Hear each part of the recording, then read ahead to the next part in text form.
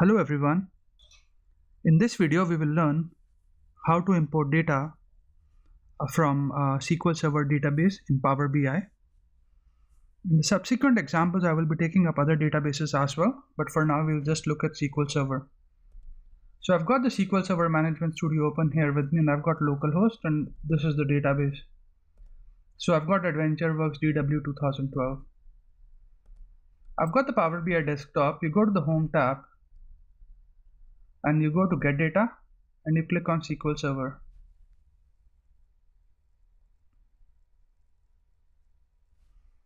You can point whatever the server name is. It could be, in my case, it is localhost. If it is localhost, you can also put a dot, but let's just say localhost. Now this database name is optional. I would prefer to keep it because otherwise it shows me all the tables and I don't want them. Now we will look at the data connectivity mode, whether it is import or data or direct query. So from my understanding at the moment, its import is when you've imported advanced, while direct query is slightly more live. But we'll have a look at that. I need to do some research on this, and I will post the next video on this. And you can type your SQL if you've got a SQL command, and if you don't, you can just click OK. So you've put in the server name and the database name and clicked OK. And as you can see, it gives us the list of all the table names available to us.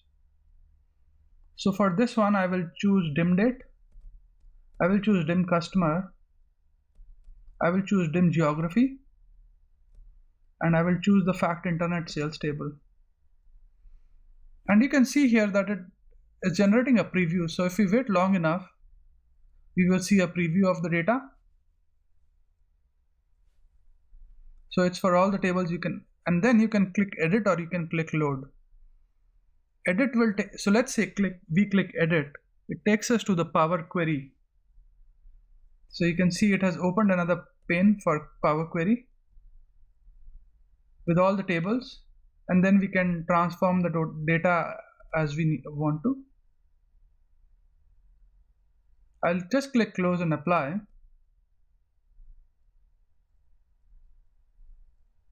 And it is loading the data for us, and so it will find out the various relationships between the table on the basis of how the foreign keys have been defined in the database, and then load the data model for us.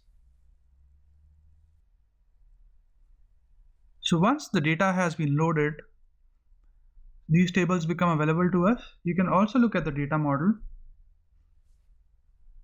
and see that Power BI has automatically defined the relationships.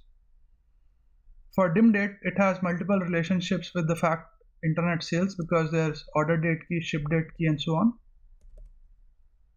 And there's one line which is solid because this is the active relationship between date key and due date key. I don't want this to be the main relationship, so I'll uncheck it.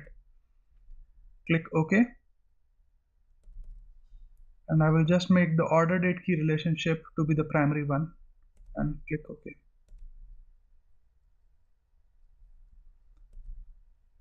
You can go and view the data here. So dim customer, it's showing us the customer data. And let's build a quick graph. So I'll just use a histogram, or sorry, a bar chart. And I'll just select sales amount by